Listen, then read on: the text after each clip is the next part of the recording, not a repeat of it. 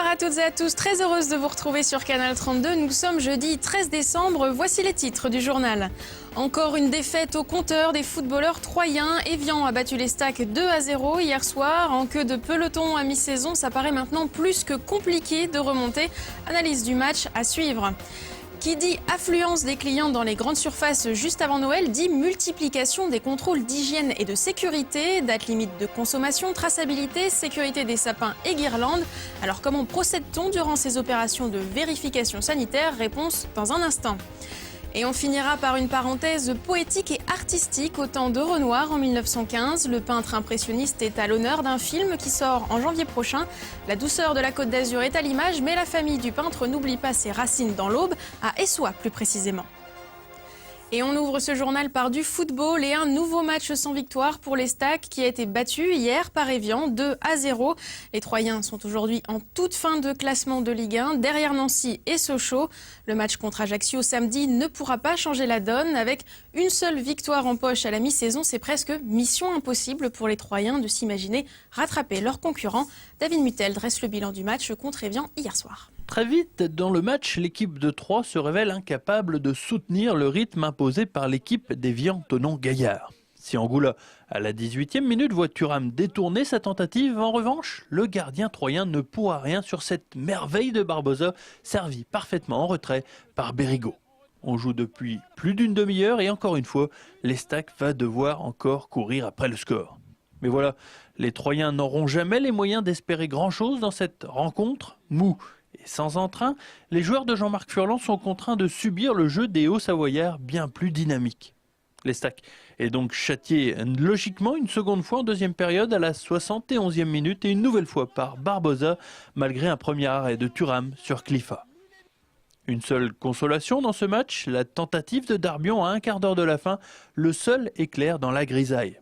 2-0, les Stacks s'inclinent fort logiquement. Que nous n'avons pas été à la hauteur. Il y a eu, par rapport à nos qualités, bon, il y a des circonstances atténuantes, mais on n'a pas été bon. Évian mérite sa victoire. Un but par mi-temps, c'est normal, il n'y a rien à dire. Strictement rien à dire. Voilà, donc on a raté notre match. Et c'est vraiment le second qu'on rentre à Sochaux, c'est pareil. On a raté notre match. Ça peut se résumer à ça, c'est tout. Évian était supérieur. On n'a pas joué comme dans le niveau que l'on jouait d'habitude, du tout, pour de multiples raisons, mais voilà. 10e défaite pour les partenaires d'Enzaï à Missy et surtout une place de lanterne rouge échangée avec Nancy, auteur d'un bon match nul à Lyon hier soir. Et j'ajoute que le club troyen dément les propos parus ce matin dans le journal L'Équipe. L'auteur y relate la déception de l'entraîneur Jean-Marc Furlan par rapport à Sylvain Monsoreau, le défenseur recruté récemment. D'après le club, l'entraîneur troyen n'a jamais exprimé ce sentiment et il n'a jamais été question de résilier le contrat du joueur. Et pour finir avec cette page football, notez que mercredi prochain, le 19 décembre, le président Daniel Mazzoni sera l'invité de Damien Ardois dans Club Estac pour un bilan de mi-saison en tant que lanterne rouge. Donc, il sera question aussi de l'avenir du club troyen. Et on revient maintenant sur la situation des employés de Coval Industrie, l'usine de Bar-sur-Aube spécialisée dans l'ameublement. 150 emplois sont menacés dans le département par la liquidation judiciaire d'une partie de l'entreprise. Ce matin, une réunion d'information avait lieu avec la direction du groupe. Le plan social commencera à être étudié mercredi prochain. Et cet après-midi, les délégués syndicaux ont été reçus à la préfecture pour obtenir un soutien politique. Entre départ volontaire, solution de reclassement ou licenciement, l'avenir est toujours incertain pour les salariés au bois. Écoutez Jean-Claude Collin, délégué syndical, et Lionel Clément, secrétaire général de l'Union CGT à Bar-sur-Aube. Ils sont au micro de Christian Vira. Aujourd'hui, sur 150 personnes, on nous a indiqué ce matin en comité d'entreprise qu'il y aurait déjà 60 reclassements sur 154. Bon, c'est déjà une avancée, mais c'est sûr qu'on n'ira guère plus loin. Ils ont leur mot à dire aussi, les politiques, parce que c'est une ville de 5000 habitants, Bar-sur-Aube. C'est une entreprise de 700. Bon, si demain vous en mettez 150 à la rue, qu'est-ce qu'ils vont faire? C'est normal de rencontrer les gens des pouvoirs publics. Alors après, peut-être qu'il peut nous aider sur la teneur du plan social pour impulser sur les formations, qu'il y ait un suivi après pour que ces gens-là, on puisse leur proposer des formations. Au moins pour évoluer, parce que dans les bassins, l'emploi non qualifié sur le bassin de Bar-sur-Aube, il n'y a absolument plus rien. Et toujours dans le volet social, cet après-midi, une trentaine de manifestants de la CGT se sont réunis devant le siège du MEDEF à Rosières-près-Troyes dans le cadre d'un mouvement national pour dénoncer les conditions de l'emploi précaires en temps de crise et la remise en cause des retraites complémentaires. Une délégation a rencontré le nouveau président de l'organisation patronale dans l'Aube en fin d'après-midi. C'est un secret pour personne, Noël approche et pour les supermarchés, c'est synonyme de fréquentation en hausse. Alors, en plus des contrôles qualité des jouets, c'est au tour des rayons foie gras, gibier et tout autre aliment d'être passé au crible. Des agents des services sanitaires parcourent les grandes surfaces, ces contrôles d'hygiène et sécurité renforcés, ça s'appelle l'opération fin d'année. Ce matin, Damien Ardois a assisté à une visite de courtoisie à Saint-André-les-Vergers dans l'enseigne Carrefour. Regardez son reportage.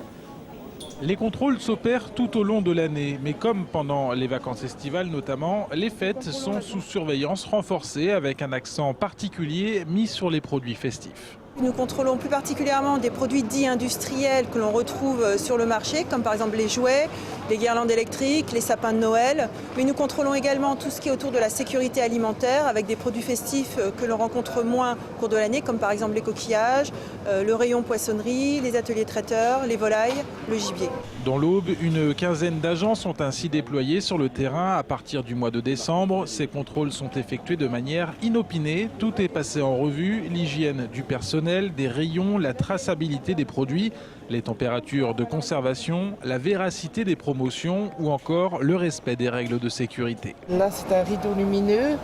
On regarde le marquage CE, l'indice de protection, le nom du fabricant, l'adresse. S'il n'y a pas d'indice de protection, si les personnes les mettent à l'extérieur lorsque c'est des guirlandes intérieures, il peut y avoir une incidence électrique. L'an dernier, dans le département, 62 établissements avaient été inspectés dans le secteur alimentaire. Ces contrôles avaient débouché sur une fermeture administrative, 2 procès-verbaux d'infraction, 4 mises en demeure et 7 rappels réglementaires.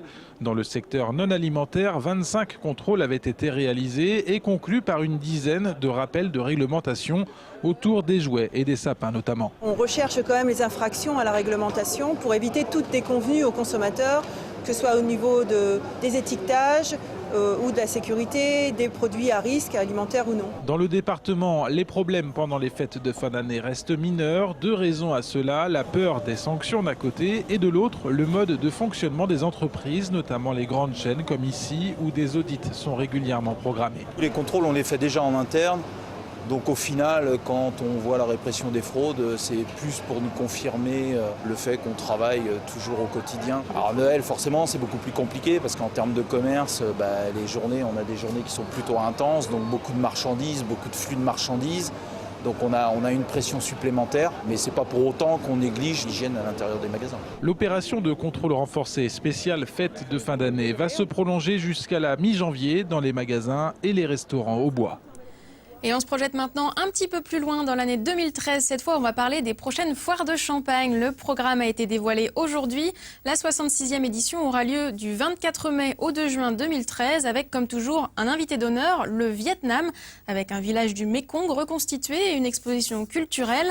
À côté, la profession sous les feux des projecteurs, ce sera les sapeurs-pompiers. Exposition de véhicules, démonstration de secourisme, cellules d'entraînement au feu. Découvrez l'envers du décor et les foires sont toujours en évolution. En 2013, on trouvera des soirées nocturnes, plus d'invitations gratuites et des heures d'ouverture plus larges. Alors pourquoi ces changements? Écoutez, Pierre-Yves Protet, c'est le directeur général du Parc des Expositions de Troyes. Il est au micro de Christian Vira. Des critiques qui ont été un peu formulées. Là, on est dans le marginal quand même. Donc les critiques formulées, c'était effectivement plus d'animation, des trucs plus festifs, des plages horaires plus grandes, des choses comme ça. Le concept reste le même, mais beaucoup de petites choses qui vont s'améliorer. On fait des plages horaires d'ouverture simples, c'est-à-dire les foires sont ouvertes tous les jours de 11h à 21h. On fait des nocturnes, le vendredi et le samedi. On fait une entrée gratuite pour les gens qui viennent aux foires de 11h à 14h la semaine, pour trouver les meilleures affaires qui soient, donc avec un catalogue des promotions qu'on va diffuser avant. Une grande plage horaire d'ouverture, plein d'animations. Je pense que 2013, ça va être un très bel événement. Et je rappelle que les foires de Champagne rassemblent quelques 300 exposants et attirent en moyenne 45 000 visiteurs chaque année. Et on va voyager un petit peu hors de l'Aube maintenant, direction la Côte d'Azur. Et oui, c'est le décor d'un film consacré à Renoir. Il sort début janvier en salle, un film de Gilles Bourdos. Il est adapté d'un livre de Jacques Renoir, l'arrière-petit-fils du peintre. Hier, une projection avait lieu en avant-première au Ciné-City de Troyes avec justement les descendants de l'artiste et une partie de l'équipe du film. Alors même si l'histoire ne se passe pas dans l'Aube, le centre du côté des Renoirs à Essoyes entend bien profiter de l'occasion pour mettre en valeur le patrimoine lié au peintre dans le département. Il y passait en effet ses étés durant les 30 dernières années de sa vie. Regardez le reportage de Christian Viera. Après le Festival de Cannes, hier, ils sont plus de 100 spectateurs à assister à l'avant-première du film Renoir, avec dans le rôle principal Michel Bouquet et son dernier modèle, interprété par Christa Terret. La maison des Renoirs, c'est bien ici ? Cette maison, le domaine Colette, se trouve à Cagnes-sur-Mer, près de Nice. Renoir y passait ses hivers, privilégiant Essoyes pour l'été. L'histoire est tirée du livre Le tableau amoureux, écrit par son arrière-petit-fils. Sa femme est décédée, son jeune fils Jean revient, blessé, et il retrouve son père qui a un modèle, Dédé, André, et qui est une jeune femme d'une forte personnalité, très belle, rousse, aux yeux verts. Et autant le père, Auguste Renoir, est amoureux de ce qu'elle représente en tant que modèle, autant le fils Jean le tombera à son tour sous les charmes de cette jeune femme. À aucun moment, Essoyes est cité dans le film. La demeure estivale a d'ailleurs été vendue il y a peu de temps par les descendants. Pour autant, il confirme l'attachement à ce lieu qui sera prochainement ouvert au public. Comme je sais que c'est dans de bonnes mains, je suis rassurée. Je sais que le public va pouvoir rentrer dans la maison, va pouvoir sentir les bonnes choses qui s'y trouvent. Il est temps que ça aille au public. C'est comme un tableau qui reste chez un collectionneur ou dans la même famille pendant 3-4 générations. À un moment, il doit aller au musée. Du côté d'Essoyes, mairie et centre Renoir sont enthousiastes à l'idée des retombées touristiques du film dans la commune. Profiter de l'occasion pour faire savoir que Renoir a aussi passé une partie très importante de sa vie à Essoyes et qu'il était très très attaché à notre village, à un tel point qu'il a souhaité s'y faire enterrer. C'était même inespéré d'avoir ce film. C'est comme Van Gogh il y a quelques années, le film Van Gogh qui est sorti. Des films Renoir, il n'y en aura pas avant des années, des décennies certainement. Donc qu'on vienne à nous et qu'on nous dise qu'est-ce qu'on peut faire ensemble. C'était assez fabuleux. C'est une satisfaction parce qu'aujourd'hui, avec à peine 2 ans qui se sont écoulés depuis l'ouverture, c'est 30 000 visiteurs qui sont passés à Essoyes. D'ici peu, les nouveaux visiteurs pourront voir une exposition photo liée au tournage du film Renoir, film présenté en sortie nationale le 2 janvier prochain. Un très joli film d'ailleurs, et pour tous ceux qui iront le voir à Troyes, gardez bien vos tickets de cinéma, ça peut vous faire valoir une entrée demi-tarif au centre Renoir d'Essoyes.